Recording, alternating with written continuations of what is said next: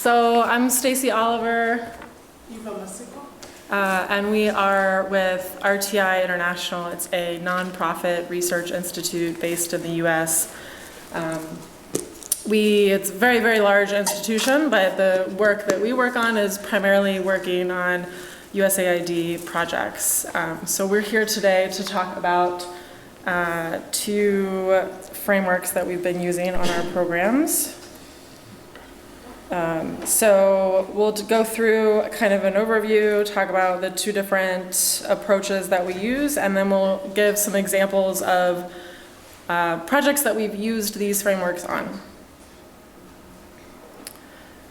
So as we all know, there are many different drivers to human-wildlife conflict.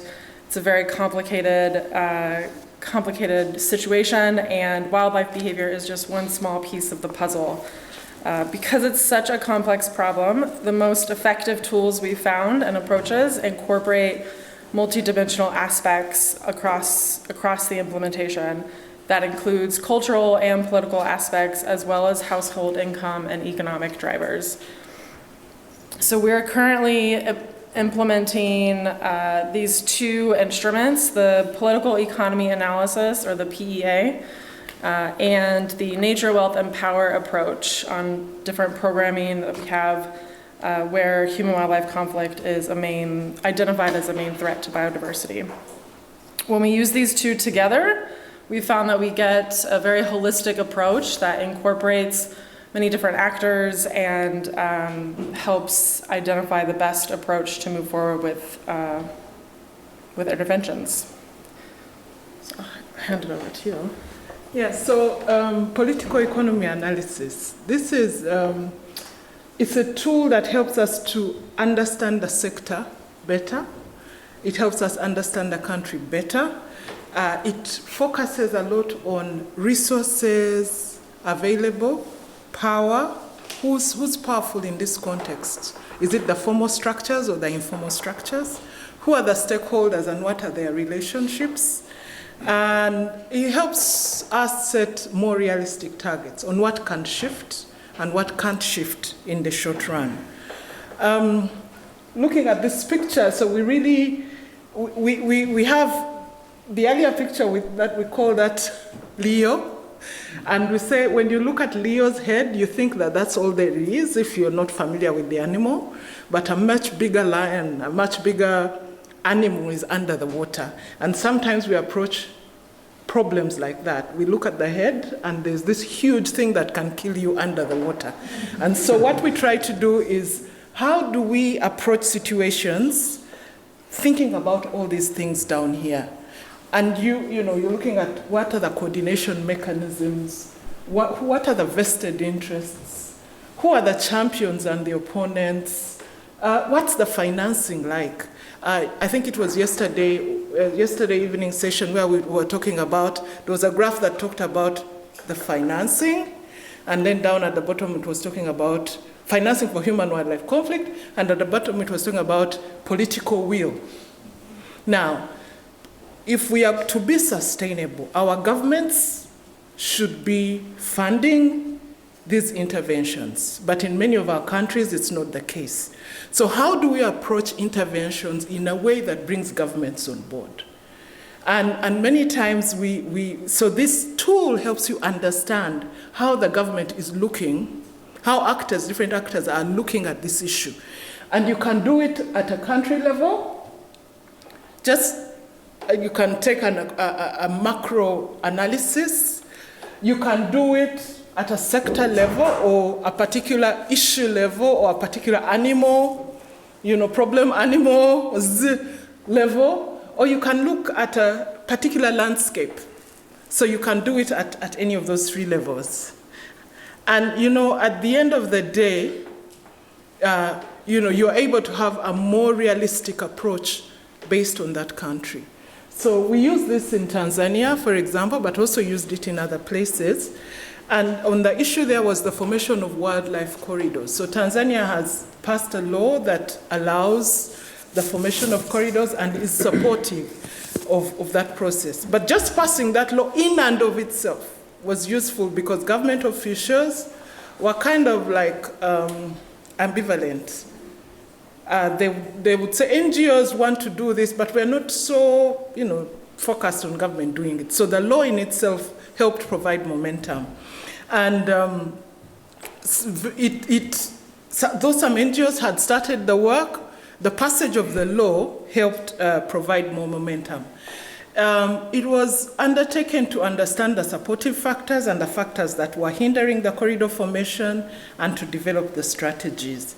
And each landscape had its own dynamics. For example, in some landscapes, it was the existence of human-wildlife conflict in and of itself that created momentum. In others, because they were so bothered by this issue, they wanted to be involved. In some other landscapes, it wasn't that. In some other landscapes, there had been efforts to compensate communities, and it was done so badly and so poorly that it caused more resentment than it helped solve the problem. So the actors who are coming today had to go back. I think the earlier session was very good, which talked about history. They had to go and deal with history before they start today. So if you come in like blind to the history and don't do the necessary digging to understand the history, you're going to face a lot of issues now, but it's really something not even to do with you. You might even be called names that are really not referencing you. So what that helps us do is deal with those kinds of issues. So that in that area, there was a long, difficult process of compensation that created such resentment that needed to be unpacked. In another area, when they were designing the activity, there was no focus on the politicians, the elected officials. There was a focus, it was a very technical intervention. But the greatest resistance came from the politicians. And the politicians were at national level. And the project was designed to deal with community level interventions. It was not designed to deal with parliament. It was not designed to deal. However, if we started there, it would have offset what we're experiencing on the ground. So understanding the political dynamics and who has power, who has vested interests, is very helpful. In another case, it was the outgrowers of a sugar factory, because if they allowed the corridors to come into their land, they would lose their ability to lease out the land to other farmers. So understanding the economic, the political incentives was very helpful for us in helping us intervene more appropriately. Back to you. Thanks. Okay, so in addition to the political economy analysis, I don't need that because it's here. In addition to the political economy analysis, we often implement our programs considering the nature, wealth, and power framework or approach. I'll call it NWP because that's just how my brain has it in there. So in this approach was initially developed in 2002 in collaboration with USAID. And it was, the focus was to look at the intersection between political factors, economic factors, and biophysical factors. So you can imagine the nature, the wealth, and the power. So this is one of the approaches that we often use. It was then revised in 2013, and they kind of broadened the perspective of the approach and incorporated new principles that were identified with each component. That's really small there, so you probably can't read them, but they included things like under the wealth, for example, to strengthen markets for both non-extractive and rural value chains. And then one of the reasons we like this approach and use this approach is because it inherently brings people together. You have to look at, oh God, okay. So you have to look at a lot of different components. You have to look at the policy barriers, the capacity, the individuals, the communities, the local government, the private sector, all involved. You have to consider all of those stakeholders. If you don't do that, it's not going to be successful. So in Uganda, as you can imagine, the main source of human-wildlife conflict is crop raiding from elephants. tied very closely to the harvest seasons.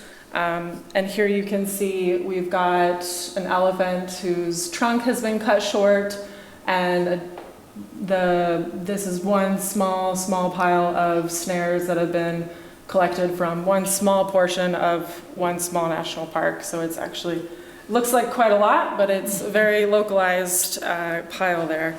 So I'm showing this just to reiterate that the issue here is tolerance, and tolerance from the community of wildlife. And so if you have a lot of human-wildlife conflict, the tolerance goes down, and then you have more tolerance for poaching, and it just creates this mistrust between government and communities that just breeds additional problems in the biodiversity world. Okay, so how we implemented this in Uganda specifically, we use this approach across a lot of our projects, but I'm going to use the Uganda example. So when we implemented this project, we consider the nature, wealth, and power dynamics across the project. So every activity that we implement, we try to make sure we're considering each three of those aspects. So I'll give a couple examples.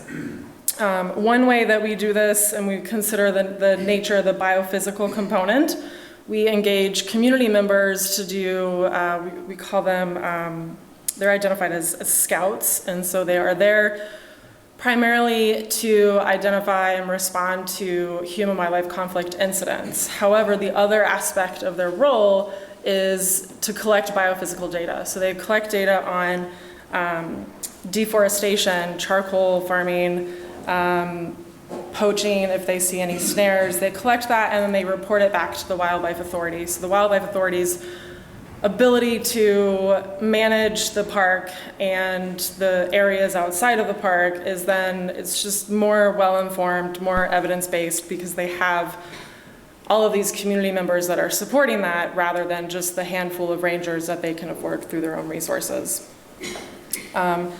And then the wealth aspect, through one of the things that we do is, we try and make sure we're creating the business case for conservation, because conservation is always everyone's last priority, except probably ours. But we have to create the business case for both farmers and for government and for communities. And so we make sure that we're incorporating frameworks that bring revenue back to the community and back to the individual, and occasionally back to the government. So there we have programs where the scouts that we work with have, they've been given motorbikes so that they're able to move around the area, but then they're able to use that motorbike to develop this village savings loan scheme where they can then make money from that, and that money goes back into conservation and back into their own pockets. And the last thing I'll talk about is the power aspect. Very similar to what you've talked about. This is where we consider who has the power in that landscape, in that community. Where does the power sit? Does the power sit with the private sector? Does the power sit with the community, or does the power sit with the local government? And who is disenfranchised? So in this way, we try to make sure, one of the things that we're doing is the community scouts, as I mentioned earlier, they have to work very closely with the government. So we've created this collaboration between community members and the government that would not typically exist, because the government's mandate is inside the park and the community is outside of the park. So they don't actually have to collaborate. But through this partnership, they are collaborating, they're sharing data, they're sharing information, and they're building trust between the community and the government, which shifts the power balance, because the government has to rely on the community and the community has to rely on the government.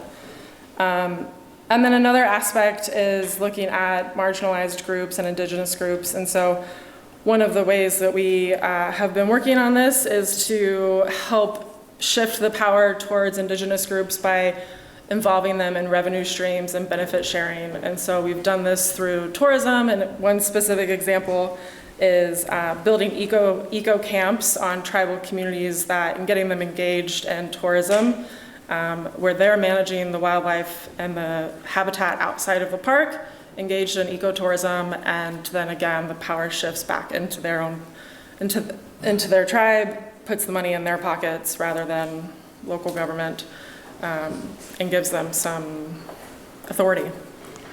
So, sorry, I went quite over, but that's it. So thank you. Those are some examples. Yeah. Thank you very much for the talk.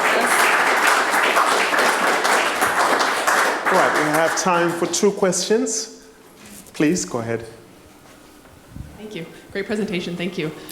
So I'll caveat my question with, this is not my assumption that this is happening, but it's something I'm quite interested in when we work in different contexts. The unintended consequences. And how, because it does tie in with power and relations and revenue streams. And so some examples, like you had mentioned, motorbikes. In some other cases, whether published or not, there's been some suggestion or evidence that motorbikes have been also used to facilitate illegal trafficking, just as with snares in the previous example being made out of electric fencing. Mm-hmm. Or, you know, we provide different livestock, small stock like chickens or goats, and now it becomes a conflict source for other species for the communities. Have you experienced that in your analysis? Because it does tie into power, I think. And what did you do? Thank you. So in the motorbike example, we have not seen that. I will say we are in year 2 of this project, so very likely could happen, and you know, those motorbikes are going to last a lot longer than that project will. So 5-10 years later, perhaps. I mean, it's a very real possibility. One of the things that we do with the Scouts is part of that village loan, the savings scheme that they have, is to give them a secondary job. So their role as a scout is to do that scouting work. They use the motorbike, but then they're also using the motorbike to provide transportation, so as essentially as taxi service, and they're building that additional income there. The goal is that they're also then spending that time and using that motorbike throughout the day for that incentive. So hopefully, you know, there's always unintended consequences, but I think we haven't seen it on this project yet, and hopefully they're keeping busy enough that it's not an option. Thank you very much. Because of time, yes, we can ask questions later. Let's give a hand again. Thank you.